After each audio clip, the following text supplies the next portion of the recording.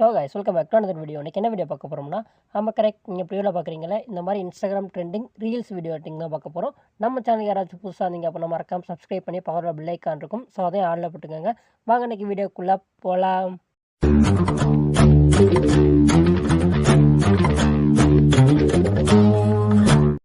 Hey guys, இந்த video பார்த்திங்க அப்படின்னா ரொம்பவே சிம்பிளாக தான் இருக்க போகுது. So Alight Motion app open பண்ணிக்கோங்க.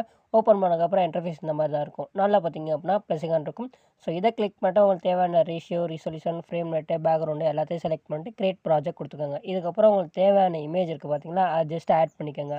ஓகே, இப்போ இமேஜ் ஆட் பண்ணியாச்சு. நெக்ஸ்ட் என்ன பண்ணுறீங்க அப்படின்னா, அந்த டெக்ஸ்ட் இருக்குது பார்த்தீங்களா, அது நமக்கு தெரியக்கூடாது. இதுக்கு நீங்கள் என்ன பண்ணலாம் அப்படின்னா, டெக்ஸ்ட்டை மட்டும் ரிமூவ் பண்ணலாம். ஸோ க்ளீன் டாட் பிக்சர் இருக்குது பார்த்தீங்களா, அந்த வெப்சைட்டில் போய்ட்டு ரிமூவ் பண்ணலாம். இப்போ நம்ம சிம்பிளான ஒரு வழி பார்க்கலாம். அது என்னென்னு பார்த்தீங்க அப்படின்னா, அந்த மாதிரி ஒரு ஷேப் ஆட் பண்ணிக்கோங்க. ஆட் பண்ணிவிட்டு மேலே கலர் இருக்குது பார்த்தீங்களா, அதுக்கேற்ற மாதிரி கலரை கொடுத்துக்கோங்க. ஸோ அந்த ஃபில்டர் ஆப்ஷன் யூஸ் பண்ணி இந்த மாதிரி கலரை கொடுத்துட்டிங்க அப்படின்னா நமக்கு அதே கலர் கிடைக்கும். இப்போ உங்களுக்கு தேவையான அளவு ஷேப்பை அட்ஜஸ்ட் பண்ணுவீங்க. ஸோ உங்களுக்கு கரெக்டாக வேணும் அப்படின்னா அந்த எடிட் ஷேப் இருக்குது பார்த்தீங்களா, ஸோ அதில் போயிட்டு XY எல்லாம் அட்ஜஸ்ட் பண்ணி கரெக்டாக வச்சிட்டிங்க அப்படின்னா அந்த டெக்ஸ்ட் நமக்கு ஹைட் ஆயிரும். ஸோ கரெக்டாக அந்த மாதிரி கொடுத்துக்கோங்க.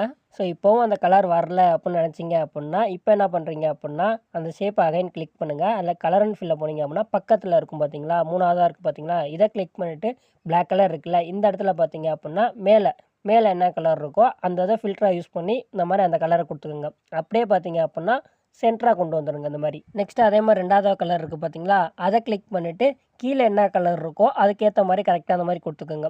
ஸோ இந்த மாதிரி கொடுத்துட்டிங்க அப்படின்னா பெருசாக கலர் டிஃப்ரென்ஸ் எதுவும் தெரியாது, நம்ம கரெக்டாக இருக்கும். நெக்ஸ்ட்டு பார்த்தீங்க அப்படின்னா அந்த டெக்ஸ்ட்டு.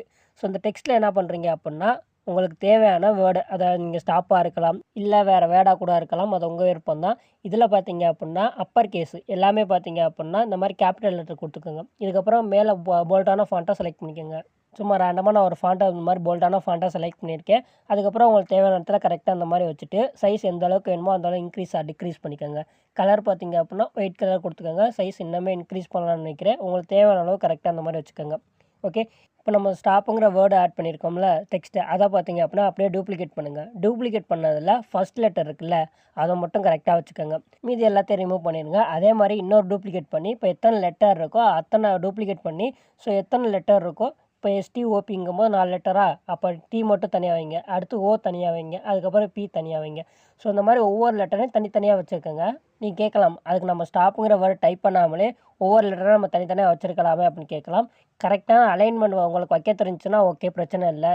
ஸோ ஒருவேளை வைக்க தரல அப்படின்னா இந்த ஸ்டாப்புங்கிற ஃபுல் வேர்டு இருக்குது பார்த்தீங்களா, அதுக்கு மேலே 1 பை 1 வச்சிங்க அப்படின்னா நம்ம கரெக்டாக இருக்கும். ஏன்னா நம்ம கொஞ்சம் முன்ன பின்ன இருந்தாலும் ஸோ பார்க்க டெக்ஸ்ட்டு கொஞ்சம் டிஃப்ரெண்ட்டாக தெரியும். ஸோ அதுக்காக தான் நான் அந்த மாதிரி ஃபுல் வேர்டாக டைப் பண்ணி ஒவ்வொரு டூப்ளிகேட் பண்ணி அந்த டெக்ஸ்ட்டு மேலே நான் வைக்க சொல்கிறேன். இப்போ எல்லாமே ஆட் பண்ணியாச்சு. அந்த ஸ்டாப்புங்கிற வேர்டை நீங்கள் ஃபுல்லாகவே டிலீட் பண்ணிடலாம். இப்போ இந்த மாதிரி இருக்கா, இப்போது எதுக்கப்புறம் அந்த அனிமேஷன் வரணுமோ அந்த மாதிரி 2 மார்க் வச்சுக்கோங்க. இப்போது ஃபஸ்ட் லெட்டரோட இது கிளிக் பண்ணிக்கிறேன். ஸோ கிளிக் பண்ணதுக்கப்புறம் அந்த இதில் பார்த்தீங்க அப்படின்னா மூவ் ட்ரான்ஸ்ஃபார்ம் இருக்கா, ஸோ இந்த இதை கிளிக் பண்ணிக்கோங்க. மூவில் தான் ஸோ 2 மார்க் வச்சுருக்கோம்ல, 2லையும் பார்த்தீங்க அப்படின்னா அந்த மாதிரி 2 அனிமேஷனுக்கு கொடுத்துருங்க. அதே மாதிரி ரொட்டேட் இருக்குல்ல, இதுலேயும் பார்த்தீங்க அப்படின்னா அதே மாதிரி 2 அனிமேஷனுக்கு கொடுத்துருங்க. இப்போ அந்த லெட்டர் எந்த அளவுக்கு ரொட்டேட் ஆகணும்னு நினைக்கிறீங்களோ அந்த அளவுக்கு நீங்கள் ரொட்டேட் பண்ணி வச்சு ஸோ அந்த போர்டுக்குள்ளரே இருக்கிற மாதிரி, ஸோ உங்களுக்கு எந்த இடத்துல வேணுமோ அந்த இடத்துல கரெக்டாக அந்த மாதிரி அலைன் பண்ணுவீங்க. இதே மாதிரி தான் அடுத்தடுத்து. ஸோ உங்களுக்கு க்ரியேட்டிவிட்டிக்கு ஏற்ற மாதிரி நீங்கள் எப்படி வேணால் அலைன் பண்ணி வைக்கலாம். ஸோ அந்த லெட்டர் சாயிற மாதிரி, இல்லை லெட்டரும் இப்போ அப்படியே சாஞ்சுக்கு இருக்க மாதிரி, ஸோ இந்த மாதிரி நீங்கள் எப்படி வேணால் கொடுத்துக்கலாம். நீங்கள் எந்த மாதிரி வேணால் ரொட்டேட் பண்ணி வச்சுக்கலாம். ஃபஸ்ட்டு ரொட்டேட் பண்ணி வச்சுட்டு அதுக்கப்புறம் மூவ் பண்ணி வச்சிங்க அப்படின்னா நமக்கு கொஞ்சம் கரெக்டாக இருக்கும். ஓகே, இப்போ பார்த்தீங்க அப்படின்னா எஸ்ஸும் Tயும் அப்படியே சாஞ்சுக்கு இருக்க மாதிரி கொடுத்துருக்கேன். இப்போ O பார்த்தீங்க அப்படின்னா அப்படியே கீழே ஸ்ட்ரைட்டாக வந்து நிற்கிற மாதிரியே நான் கொடுத்துக்கிறேன். இதுக்கப்புறம் அந்த Pங்கிறது நீங்கள் இந்த டைப் மட்டும் இல்லை, இன்னும் எக்ஸ்ட்ரா டைப் பண்ணலாம். அதாவது பார்த்தீங்க அப்படின்னா இப்போ இந்த 3 வேர்டை முடிச்சிட்டேன். இப்போ அந்த Pங்கிற லெட்டர் மட்டும் அப்படியே நான் கீழே மூவ் பண்ணி வச்சுட்டேன். எந்த எஃபெக்ட்டுமே ஆட் பண்ணல, அந்த ரொட்டேட்லாம் பண்ணல. இதுக்கப்புறம் என்ன பண்ணுறீங்க அப்படின்னா இன்னும் எக்ஸ்ட்ரா ஒரு எஃபெக்ட் ஆட் பண்ணுறாந்தா ஸோ அதுக்கு பக்கத்துலேயே இன்னொரு அனிமேஷனுக்கு கொடுங்க. ஸோ இந்த மாதிரி இன்னொரு அனிமேஷனுக்கு கொடுத்துட்டு அதுக்கப்புறம் சாயிற மாதிரி, அதாவது ஃபுல்லாக வந்துருச்சு, லாஸ்ட்டாக ஒரு லெட்டர் மட்டும் தொங்கிக்கிட்டு சாயிற மாதிரி, இந்த மாதிரி உங்கள் கற்பனைக்கு ஏற்ற மாதிரி ஸோ உங்கள் க்ரியேட்டிவிட்டி யூஸ் பண்ணி நீங்கள் எப்படி வேணால் பண்ணலாம்.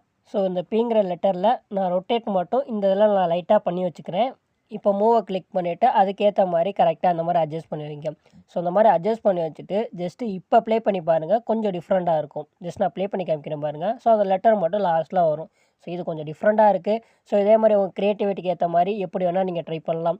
ஸோ இதே மாதிரி டுட்டோரியல் அடுத்தடுத்து நான் போடலான்னு நினைக்கிறேன். போடலாமா இல்லை வேணாமா அப்படின்னு மறக்காமல் கீழே கமெண்ட்ஸில் சொல்லுங்கள்.